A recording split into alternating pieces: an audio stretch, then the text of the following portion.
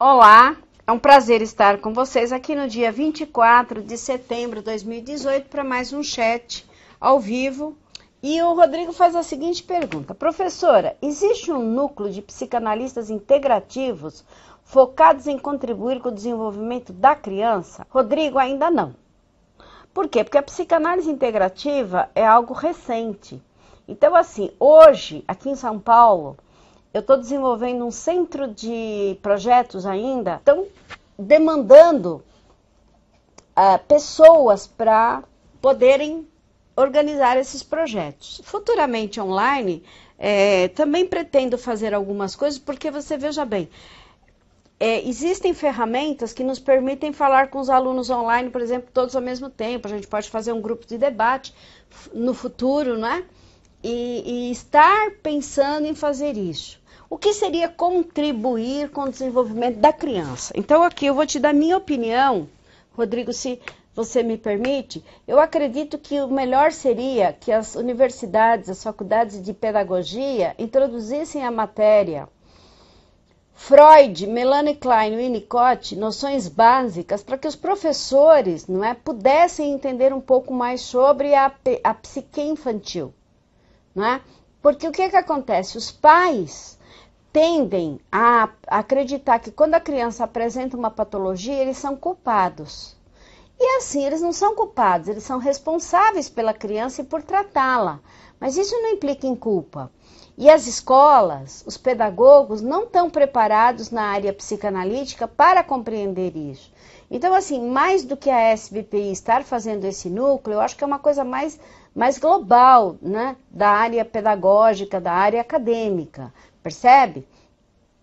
Não há como a SBPI se ocupar de uma tarefa tão abrangente e tão grande.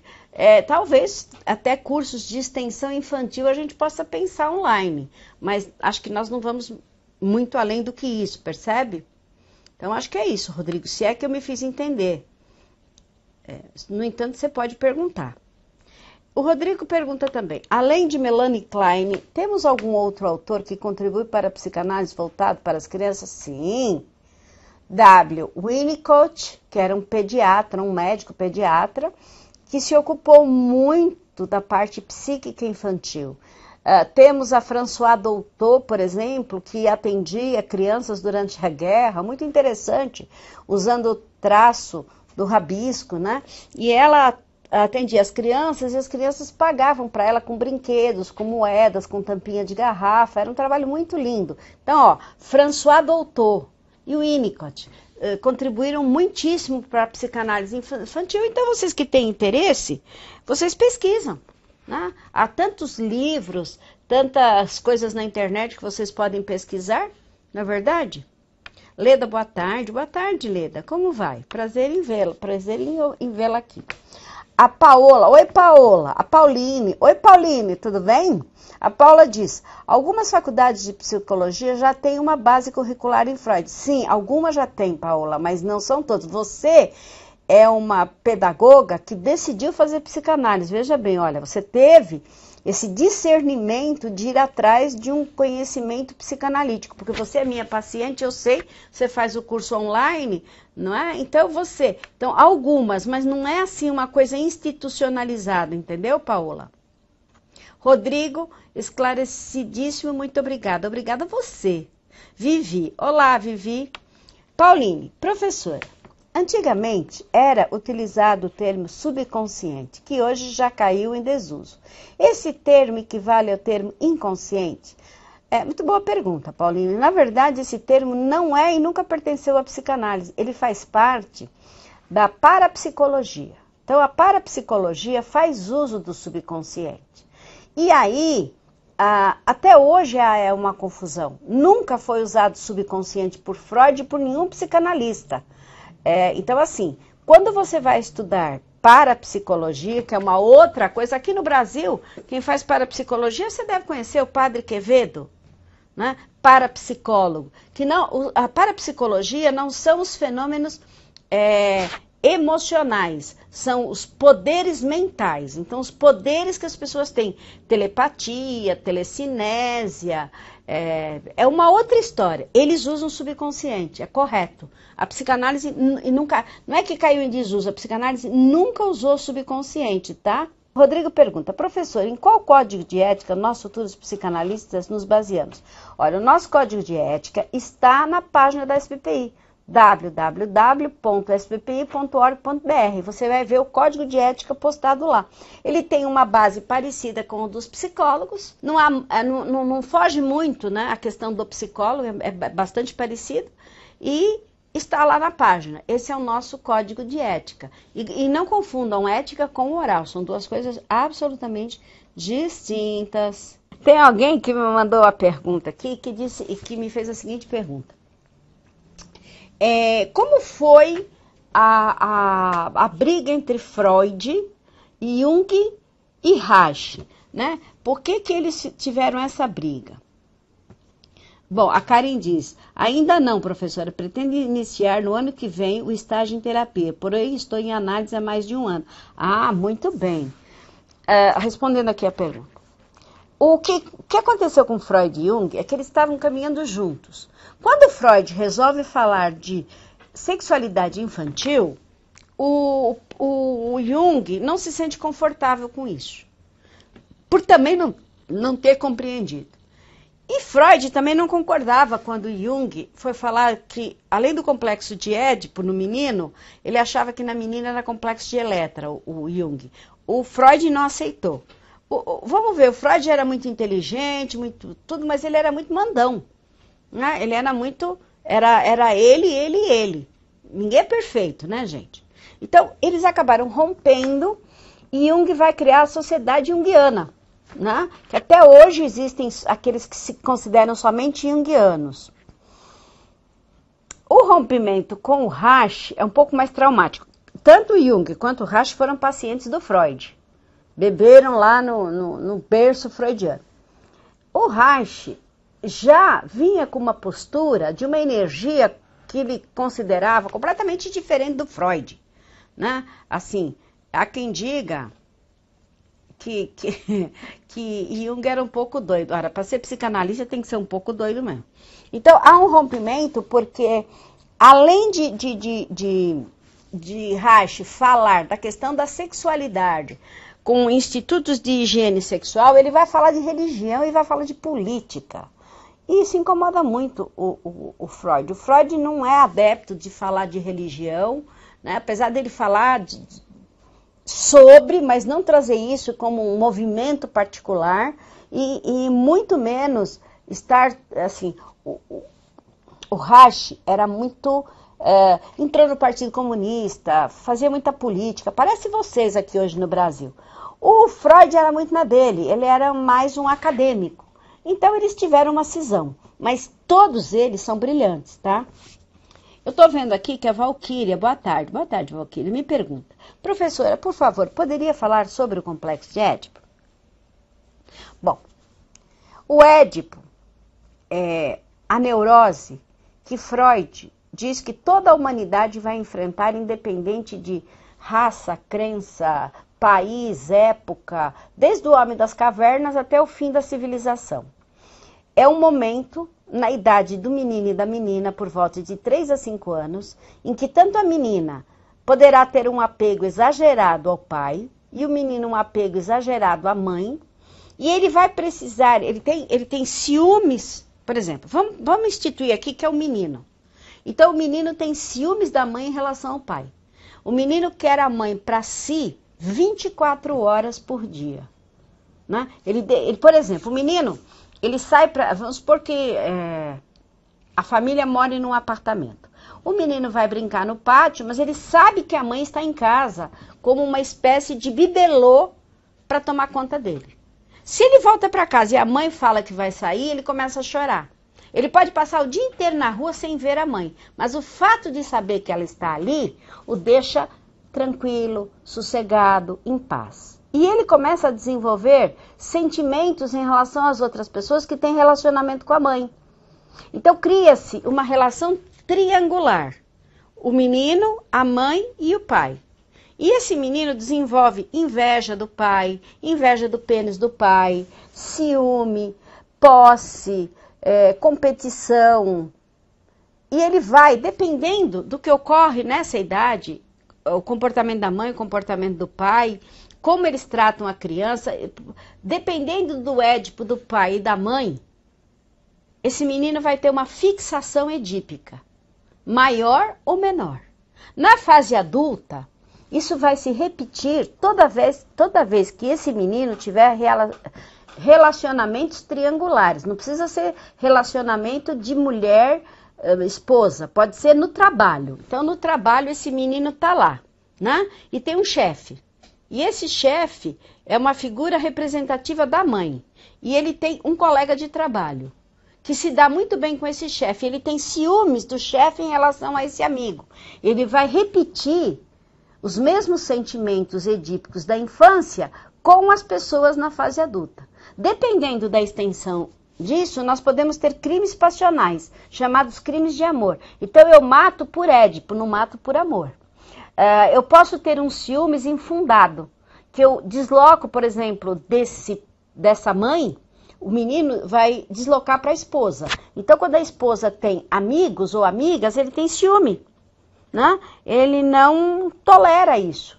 Mas, na verdade, é lá da mãe dele, deslocado para a mãe, deslocado para a esposa. E ele espera que essa esposa tenha um comportamento de mãe. Tanto é que quando a esposa tem filhos, ele se sente irmão dos próprios filhos. O complexo de Édipo é muito comprido e muito complexo. Isso aqui eu estou dando uma explanação, não pode ser uma aula. Mas baseia-se nisso, tá bom, Valquíria? Espero que você tenha entendido. A Valquíria me diz, professora, gostaria de sua visão sobre Melanie Klein.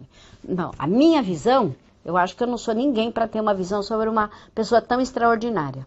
Foi a mulher que foi a paciente do Freud, não tinha escolaridade, sabia ler e escrever, e foi incentivada a estudar, fazer faculdade, tornar-se psicanalista e o maior expoente de todos os tempos em terapia infantil.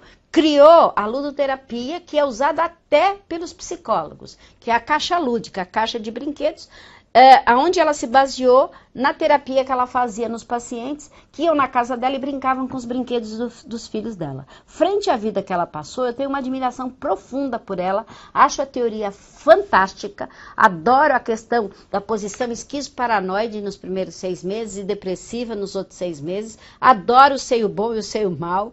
Então, assim, eu sou uma fã da Melanie. Mas eu sou suspeita, né? Afinal de contas, sou psicanalista há 40 anos. Se eu não for fã dos psicanalistas, mas eu particularmente gosto muito, muito. Não daria aulas, não tenho competência para isso, né? Mas gosto muito. Karim, professora, já tocou no assunto política, podemos ver no momento atual uma projeção de ódio reprimida em muitos brasileiros ou até adultos, projetando sua carência de pai num político salvador. Comente um pouco desta neurose coletiva, a começar pelo presidencialismo. A formação de governo de presidencialismo é uma formação de governo de pai. Não é porque a Dilma foi presidenta que ela não ocupou o lugar daquele que manda. Né? Então, a projeção de ódio dos brasileiros é em cima do Lula, é em cima do Cunha.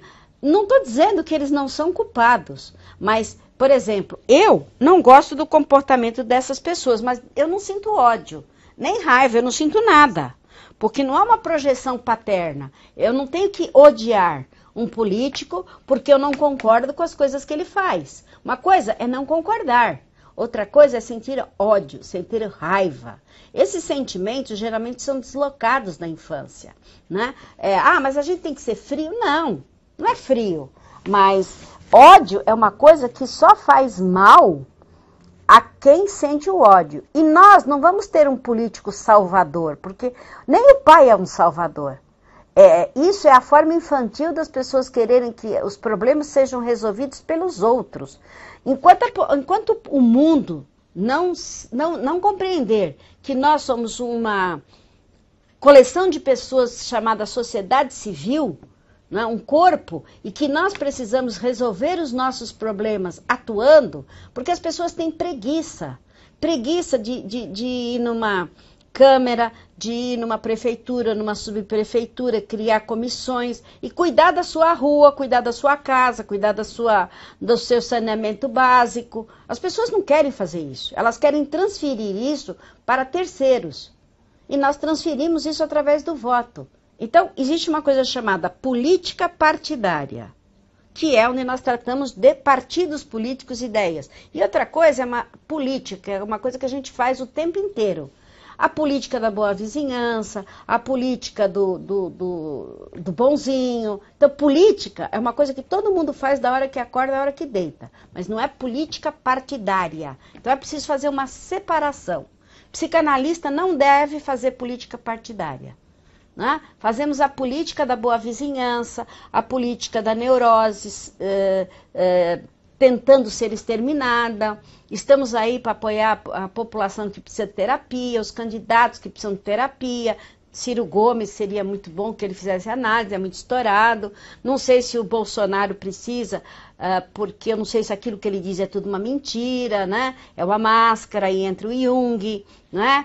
Enfim, eu não posso fazer uma análise, como um dia desse eu falei assim, num grupo de WhatsApp, ficaram muito bravos comigo. Eu não tenho a ficha anamnética dos candidatos. Eu não sei da vida particular deles. Eu não tenho acesso se eles já fizeram terapia. Então, como é que eu vou falar do outro que não seja só projetivo? Eu falo sobre a atuação social do outro. Mas isso é Facebook, Instagram. A gente está falando de uma fantasia. A vida pessoal é outra. As pessoas têm que acostumar-se, talvez, a falar um pouco mais a verdade. Falar menos e, quando falar a verdade. Então, a verdade, gente, é que eu só sei que nada sei. Tá bom? Nossa, Paola, Fátima, como se trabalha o complexo de Édipo na fase adulta em terapia? Identificando junto com o paciente quais são as figuras transferenciais da infância e as emoções que vêm acarretadas e deslocadas no manejo terapêutico. Nossa, falei grego, né? É o seguinte, eu e você é minha paciente, nós precisamos ver se o seu Édipo foi dirigido ao seu pai, à sua mãe. Eu estou falando hipoteticamente porque eu não vou falar da tua terapia aqui. Ao teu pai, à tua mãe, aos dois, ao teu tio, ao teu irmão, ao teu vizinho. Para quem você dirigiu o Édipo? Porque necessariamente podem não ser as figuras de casa. Pode ser uma outra figura. Uma vez determinado, como é que esse Édipo se manifesta na tua vida adulta, nas relações triangulares? Em qualquer aspecto. No teu trabalho, com teu namorado, teu marido, com teu pai, tua mãe, teus irmãos. Como é que isso se no teu trabalho? Então, como hoje como é que são os ciúmes, como é a competição, como é que você se sente? Aliás, a gente vai ter terapia amanhã, faz um relatório sobre isso, amanhã você me fala. O que você acha? A Valquíria disse que entendeu. Valquíria, nem eu entendo. Não me pergunta de política, porque realmente eu fico bastante... Você sabe, Valquíria, que eu tenho ouvido, tanto meu filho, meu irmão, eu gosto muito de ouvir as outras pessoas falando. Ouvi o Pondé, o Luiz Pondé, que é um dos grandes pensadores, essa semana falar sobre ambição e ganância. Que coisa linda! Onde ele diz que ambição é lícito, é bonito, e ganância é uma doença que pega todos esses políticos. Então, eu achei magnífica a explicação que ele deu. Né? Quando a gente faz uma coisa por ambição e outra por ganância. Psicanálise, eu faço por ambição de ver vocês bem. Não tenho ganância nenhuma. Então, assim, às vezes pessoas que dizem coisas que tocam a nossa alma. Legal. Gislaine. Pessoas numa relação triangular, digo, um homem que se relaciona com duas mulheres. Podemos dizer que é um problema com o Édipo? É muito relativo, Gislaine. Porque se relaciona como? Ele é casado com uma e transa com a outra? Que tipo de relação, primeiro, nós temos que entender? Né? Porque pode ser simplesmente, por exemplo, um cara que é casado, tem uma mulher que não faz sexo, ele faz sexo com outra. Então, essa relação precisaria ser mais bem explicada, porque ela é triangular, tá bom, tudo bem, ela é triangular, mas é triangular como? né? De que forma é essa triangulação? Eu preciso entendê-la para saber se ela é edípica. Geralmente é edípica, mas se é um edípico, assim, mais grave, né? O Rodrigo está falando aqui que travou. Perguntou se há um WhatsApp para trocar figurinhas. Não, não existe não. Isso também não me compete, isso. Mas você tem o e-mail, né? Você tem o você tem esse e-mail aqui, né? Que você pode mandar sbpi@sbpi.org.br,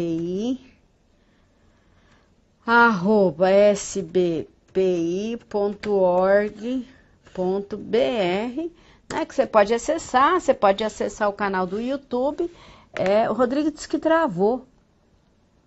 A Gislaine conta aqui, no caso, casado com nenhuma, mas tem filho com as duas.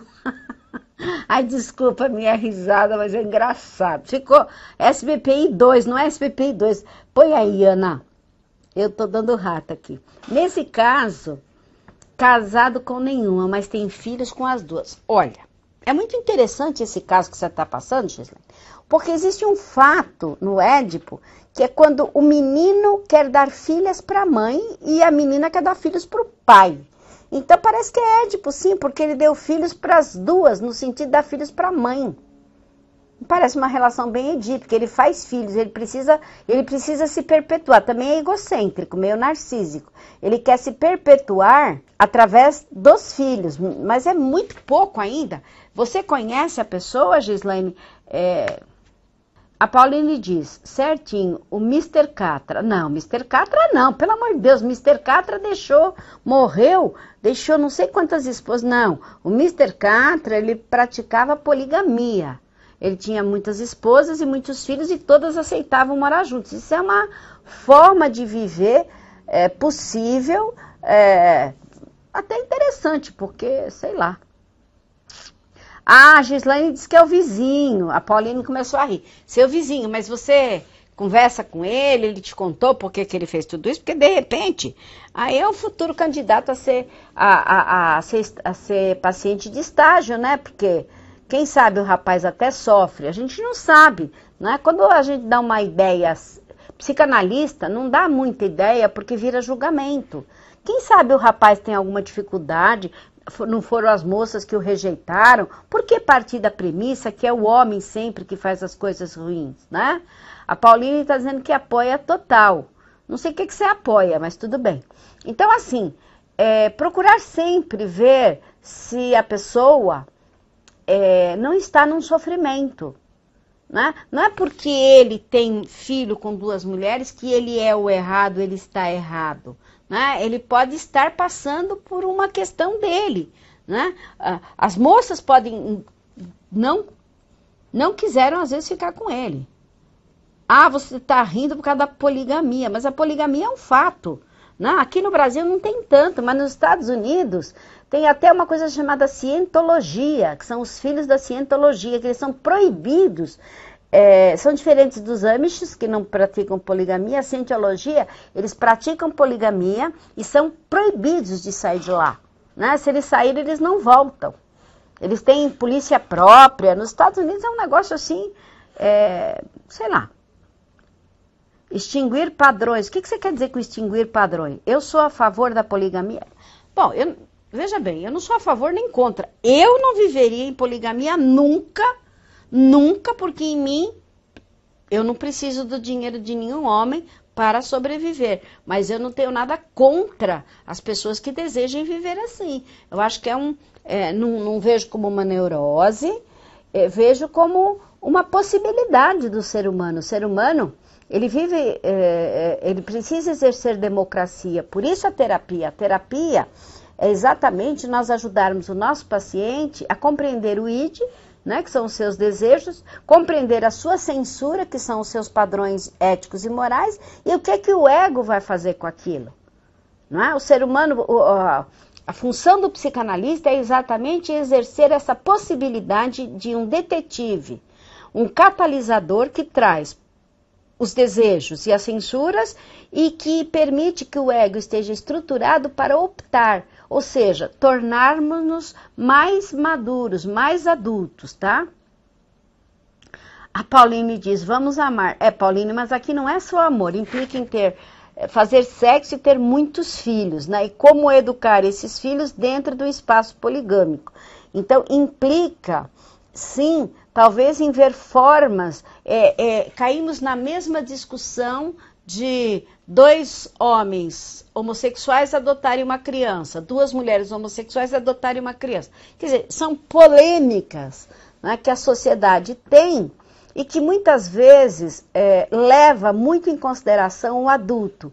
E eu vejo pouca consideração pelas crianças, no sentido assim, o que será que é melhor para as nossas crianças? O ser humano é um pouco egoísta no aspecto do que é melhor para as crianças. E eu acredito que nós, enquanto sociedade, se nós nos preocuparmos com as nossas crianças, nós já estamos empatando, fazendo um depósito para um futuro melhor. Então, se nós queremos um futuro melhor, nós temos que tratar e amar melhor as nossas crianças, porque elas são o futuro. Se elas já não tiverem tantas neuroses, se nós as compreendermos melhor, nós vamos ter um mundo melhor. Isso é um grande investimento. Investir não precisa ser só nos nossos filhos, nem precisa ter filhos. Né? Investir em ajudar os pais a educar crianças, ensinar comunidades carentes como tratar crianças. Vocês que são idealistas, vocês deveriam fazer isso. Vou contar para vocês, na minha adolescência, eu trabalhei num partido político e nós íamos para as favelas ensinar as mulheres de como elas deveriam fazer para não engravidar. Isso foi de grande ajuda no momento no país, tá? Mas fica só a dica. Silvia pergunta, professora, você poderia falar sobre o transtorno de personalidade narcísica? Muito bem. O narcisismo é a patologia que ocupa hoje a sociedade, né? O narcisismo é uma personalidade, é uma pessoa que, em princípio, Silvia, ela... Assim como o mito do Narciso, ela não consegue, ela não tem nada dentro dela, ela é oca. Então, ela só consegue ter a libido dirigida para si própria. Ela só se vê, né? Ela não vê mais ninguém. É como se houvesse um grande espelho o tempo inteiro na frente dela, onde ela se visse somente a ela. Só existe ela. Ela só cuida dela, ela só faz benefícios para ela, não é que ela tem excesso de amor próprio. Ela tem tanto amor por si que ela não sobra amor para mais ninguém. Então, ela é incapaz de amar, né? É uma pessoa parecida com o sociopata, mas não é o sociopata. E aí também é preciso ver se o narcisismo está num processo primário, que já é quase que psicótico, ou secundário, que seria um pouco mais comum e normal, que é aquela pessoa que tem autoestima. Né? Mas o narcísico é uma pessoa que gosta de exibir, porque seria exibir o pênis, que não pode, ela exibe o quê? Ela exibe coisas de luxo, né? Então assim, as pessoas que ostentam muito são narcísicas. A Sheila pergunta, a psicanálise consegue tratar um paciente com depressão sem medicamentos? Sheila, consegue se for uma depressão leve a moderada. Uma depressão profunda jamais, seria totalmente seria contraproducente, seria antiprofissional tratar uma depressão sem qualificá-la num psiquiatra hoje. Até porque a depressão tem que ser qualificada como endógena, exógena ou as duas juntas, como moderada, como tristeza, como distimia, como média ou severa. É sempre útil o psiquiatra. É sempre cabível, na minha particular e humilde visão. Maria, professora, tem uma aluna que se cortou 2 vezes em um espaço de tempo de aproximadamente 6 meses. O fato da automutilação implica sempre num transtorno borderline? Não. É preciso fazer, como eu digo, uma ficha anamnética, saber se há outros sintomas do borderline. O borderline, ele está sempre muito agressivo, muito triste, só ele sofre, o mundo é insuportável, ele se corta para ter uma dor que amenize a dor interna, ele é todo intenso. Então, é preciso, Maria, que você perceba outras características do borderline para você ver se essa sua aluna estaria dentro de um quadro borderline, tá bem? A Silvia, obrigado, professora. Eu quero fazer meu TCC sobre transtorno de personalidade narcísica. Minha psicanalista é a Tatiane Santana, que eu conheço. Olha, então eu te recomendo, se você me permite, leia Narcisismo em Freud, mas leia também em Lowen. Lowen é um pós-reichiano que eu particularmente gosto muito de tudo que ele fala sobre narcisismo. Lowen. Depois, se você não lembrar, você pergunta para a Tatiane que ela me pergunta, tá? Tatiane de vez em quando conversa comigo. Paulinho, professora, o tratamento analítico é de grande valia para a evolução do ser humano. O profissional psicanalista atua junto ao SUS para atendimento à população? Ainda não, é um dos projetos que nós temos. Porém, eu tenho uma aluna aqui em São Paulo, a Luana, que conseguiu atuar como estagiária no SUS. Mas esse é um plano que a gente tem aí para o futuro. Afinal de contas, o SUS aqui em São Paulo, eu não sei como é que é aí, já permite o reiki e o reiki. E tem uma outra técnica que eu esqueci o nome, que sou voluntária do Hospital Emílio Ribas, também é usado lá. Os médicos permitiram o reiki, shiatsu. E eu tô lá como ombro amigo, tá? Eu sou voluntária do Emílio Ribas. Então, Maria, muito obrigado. Rodrigo travou de novo. Silvia, muitíssimo obrigada. Eu acho que nós estamos chegando no final do chat. Foi muito interessante. Estou adorando os chats com vocês. Vocês são fantásticos. As perguntas são de gabarito, né? Eu parabenizo vocês, alunos online, que estão com muito gabarito. Eu acredito que vocês serão excelentes psicanalistas e a nossa população precisa, viu, gente? Muitíssimo obrigado por estarem aqui comigo e até segunda-feira. Tchauzinho.